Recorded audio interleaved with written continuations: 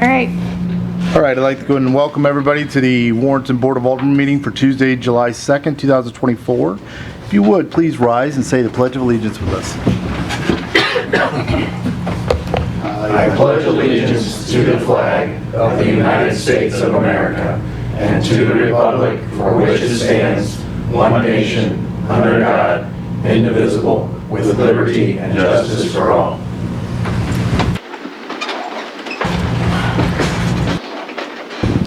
First item will be the consent agenda. We have the regular and executive session minutes from June 18th, 2024. I'll entertain a motion to approve the consent agenda items as submitted. So moved. Second. Motion made by Alderman Schultz, seconded by, who was second? Lang? Alderman Lang? Yes. Roll call vote. Alderman Lang. Yes. Alderman Schultz. Yes. Alderman Crump. Yes. Alderman Porter. Yes. Alderman Cullum. Yes. Alderman Romaker. Yes. Motion passes 6-0. Next, we'll be public comments. If you'd like to discuss anything with us, we ask that you step forward to the podium. We'll give you 5 minutes to speak, but please state your name and what business you're here to attend to.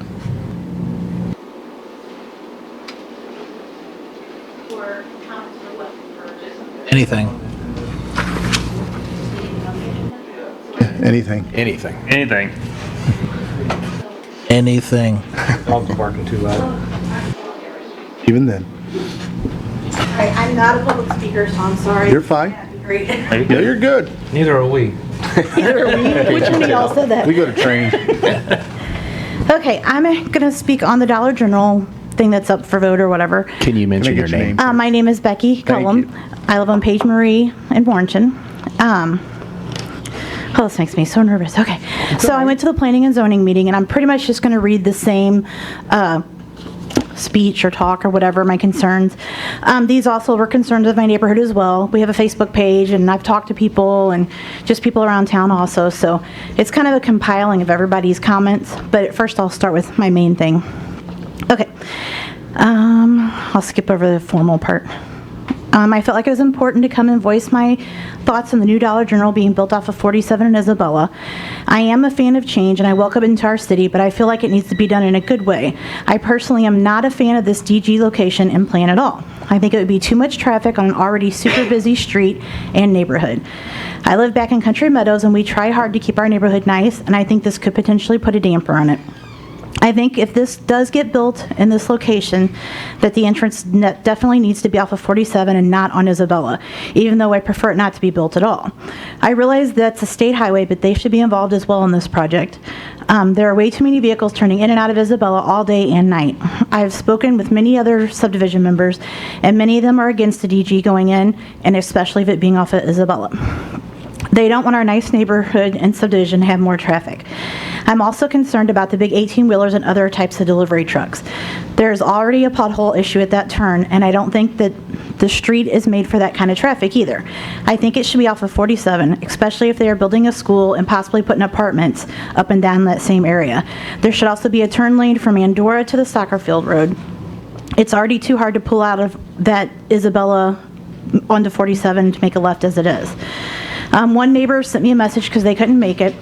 They said they're a strong no on DG, even building there. They said it will change the dynamics of the neighborhood, and they also said that we'll be hard-pressed even getting into our neighborhood.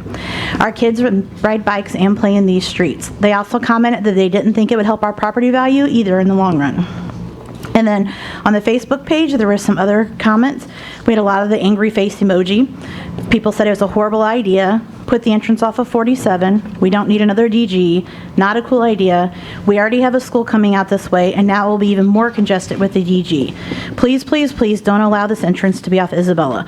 If we have to have a DG to the DG, which we don't want, the entrance should be further down 47. It would be great, and the entrance should be off of 47.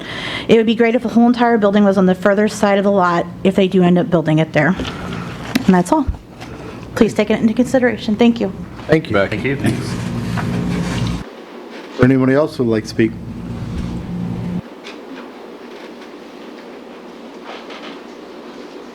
Okay, I don't have notes. My name's Melissa.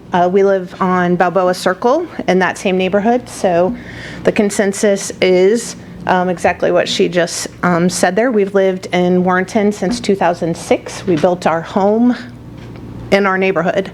And so there's a lot of traffic there. It's a very narrow, kind of 2-lane road, even 2 cars. If there's a car parked there trying to go left or right, and another just normal sized car, or even a big truck tries to come in there, it's close. And so semis trying to come in there, and kids, there's apartments that there's people in and out of too.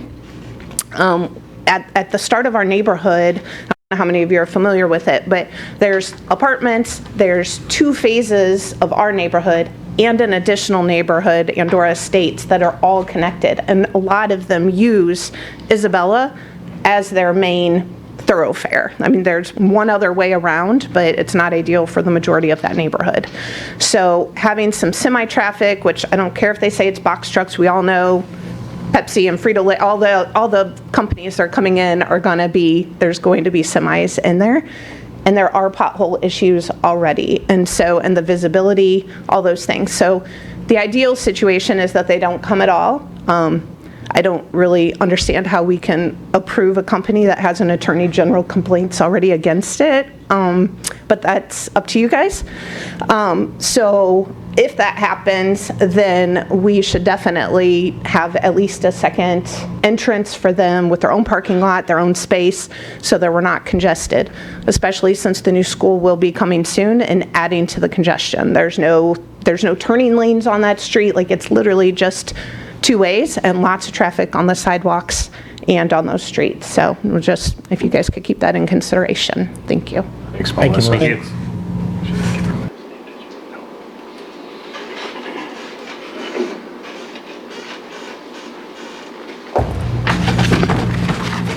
Hello, my name is Jesse Denwinger. I live on Columbus Circle, and not a fan of the Dollar General going in. I know the lawyer lady back there didn't want to answer you guys' question last time about the semi-trucks, but if quick Google search will tell you that they have a fleet of over 3,000 tractor trailers they use to deliver their goods to and from their Dollar General stores across the country. And I listened to the planning and zoning meeting before, and I guess one of them guys were on the Board of Aldermen when they approved it last time, and they were supposed to follow strict stipulations with this one uptown. And I guess they did that for about a couple months and then painted the building and put merchandise outside and didn't follow any of the guidelines. But yeah, I'm not a fan of it, and neither is most of the people in the neighborhood. I don't know where the trucks are going to turn around at, get in. I mean, there's enough semis that go off the road and get stuck on 47 as is, as you can probably see it from the past, but that's about all I got. So thank you. Thank you. Thank you. Thank you, Jesse.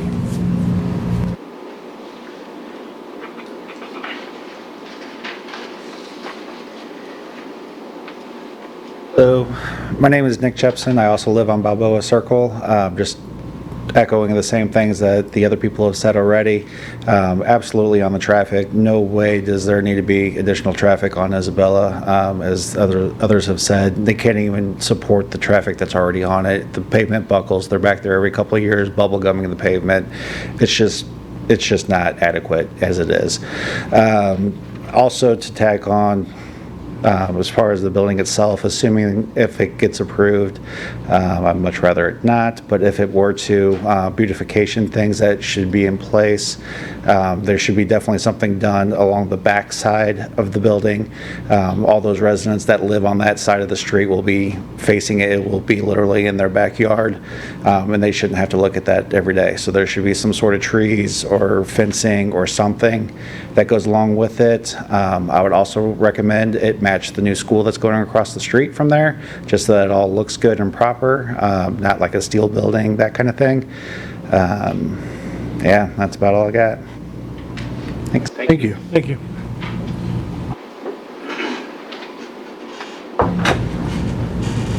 Anyone else who would like to speak?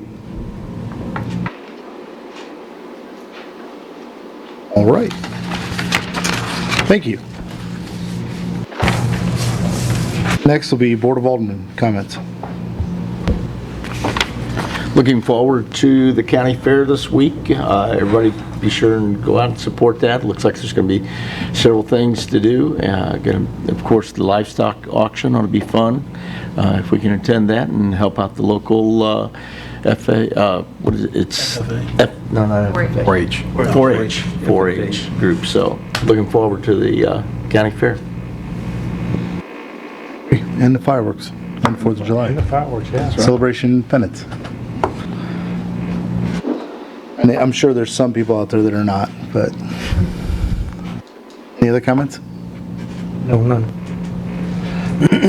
All right. Next item would be the second reading that was tabled, or for the site plan and final plat, preliminary final plat for the subdivision, or I'm sorry, yes, East Highway 47 Dollar General subdivision.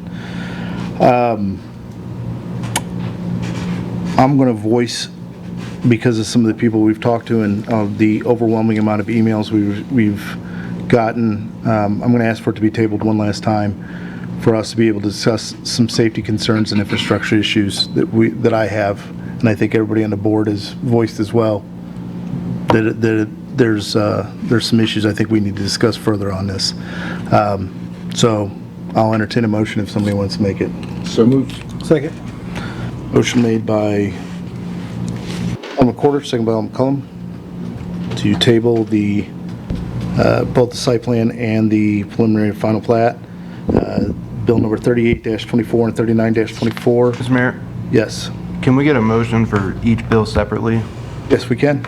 That's fine. A motion and vote on each bill separately. You got it.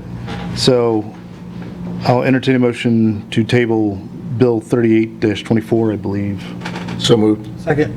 Motion made by Alderman Quarter, second by Alderman Cullum to table that. Roll call vote. Alderman Schultz? Yes. Alderman Crump? Yes. Alderman Quarter? Yes. Alderman Cullum? Yes. Alderman Roemaker? Yes. Alderman Lang? Yes. Motion passes 6-0. I'll entertain a motion to table bill number 39-24 for further discussions due to safety and infrastructure issues. So moved. Who's going to jump on that? We'll give it to Lang first. I'll second. Motion made by Alderman Lang, seconded by Alderman Cullum. Roll call vote.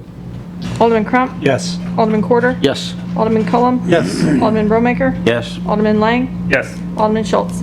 Yes. Motion passes 6-0. I do apologize you guys coming out and speaking about it, but I appreciate the input and I appreciate the emails that were sent. But I do think there are some other things we need to discuss. All right, next we'll hear from City Administrator Brandy Walters. Good evening. I have one thing for you tonight, and it's just a public announcement that we're sending out questionnaires to all Warrenton residents. This is to find out what types of water lines are running into your homes. These questionnaires are going out via email. It's a requirement from the EPA Environmental Protection Agency, and they're just needing to see all the water lines within the city's system. So it's our public lines as well as the lines that are running into the homes and water softeners within the city. So it's a couple of really quick questions. The emails are going to start going out, and we hope that everyone will reply. Randy, do you know why water softeners matter? What? I don't know. I was asking the same question. I wish I knew. I don't have the answer for that.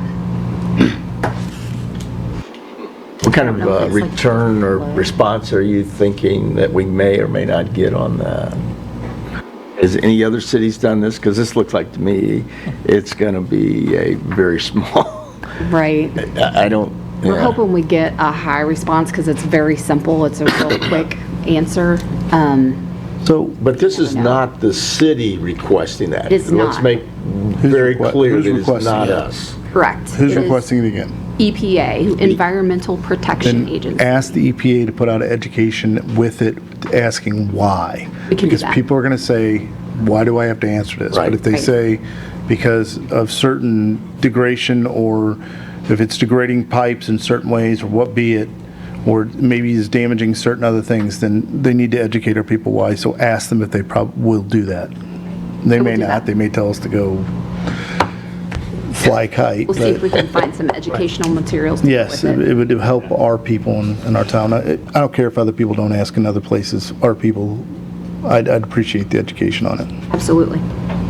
Thank you, Brandy. Thanks, Brandy. I have for you. Well, that was pretty short. Next, we'll hear from Finance Officer Megan Welder. Good evening, Mayor and Board. You have the financial statements for the period ending May of 2024. Starting off with revenue, our sales taxes are continuing to come in slightly higher than projected, $77,000 above budget in the general fund, almost $23,000 in the transportation fund, and $47,000 in the interchange fund. We're over in other, and that's due to the sale of the house on Willow Road. Water and sewer were over expected revenue by $272,000 year to date, and that's attributed to sewer by $239,000 and $33,000 due to water. On to expenses, the pool is under budget $62,000 due to vacant positions as well as chemicals and repairs and maintenance. Street is under $99,000 due to timing on the traffic study that we budgeted for. Equipment, vehicle repairs and maintenance, and snow removal supplies. Water is under budget $82,000 due to salaries and related expenses from a vacant position. Pump repairs, electric and gas, and fuel. And lastly, the sewer fund is under budget $80,000 due to salaries from a vacant position, electric and gas, and pump repairs. Questions for me? Megan, where does say we end the fiscal year with a huge excess like this, where does that money go? Does it go into the general fund? What do they do with that money at that point? So I'd have to get back to you on that because this is my first year going through all the funds. But usually I know we meet in August, and we're going to start going through the budget. And so we'll look at where we're over with all the department heads and go through, how we can reallocate those funds. And so we'll have a better idea. So we're having those meetings coming up. I was just curious. I didn't know. So also, just another quick question. As far as the increases, can we tell when they kind of first started the sales tax increases, what month? And I guess where I'm looking at is at the beginning of the summer, are we seeing that through the end of the summer? And I guess specifically, are we seeing an increase in revenue because of what's going on out at the ballparks and that? So if I'm just going off memory, the sales taxes have been pretty much consistently a little bit over each month throughout the year. So it's just kind of been adding up. So nothing specifically has jumped out like, oh, we're starting ball and everybody's out there playing sports and all the restaurants are getting more sales tax revenue. I don't think that's specifically something that's triggered the increase. It's just been a little bit each month that I'm seeing right now. Well, that's even better. Yeah. So, good. Thank you. Welcome. Any other questions? I went off topic. With the marijuana tax, do we earmark that anything specific? Does that go to a specific budget? It just goes in general? General. Okay. Yeah, I don't think we can actually earmark it for anything separate. I think it's not allowed, is it? Can't really discuss it because there's only the one dispensary rather, sorry. I see what you're saying. We just put it just into general. It's a good answer, Brandy. I was just thinking, if we end up with this huge excess amount of money, we should probably consider how to return some of that money. That we're not a profit-making entity, so we should probably, if we do end up with some huge excess, we should probably consider how to return that to the taxpayers. That's my thought. Yeah, we can't discuss that until we get to budget time anyway, but yeah. I agree, it's a good thing to hang on to until the end. All right, next we'll hear from, thank you, Megan. Next we'll hear from Aquatics Director Lisa Kramer. Good evening, you have in front of you the aquatic report for the month of June. We had 4,638 people come through the doors. During the month of June, we sold 98 new memberships and renewed 27. We also registered 22 new people into the insurance memberships for Silver Sneakers and Renew Active. This is a total of 27 more memberships compared to this time last year. We are in our 4th week of swim lessons. We will be closed on July 4th for the holiday. And on July 20th, we are inviting everybody to come out for our 2nd annual Lifeguard Olympics. This is a competition between all of our lifeguards to demonstrate their skills and see which team can have bragging rights to being the best lifeguard team. We could use a few more volunteers to help with timing and scoring, as well as barbecuing, so that we can have a party afterwards to celebrate just all the hard work the lifeguards do throughout the year. Anybody have any questions? How did the pool drain and refill go on the outside pool? It went really well. We were back up and running within a week. Awesome. No, not too many complaints.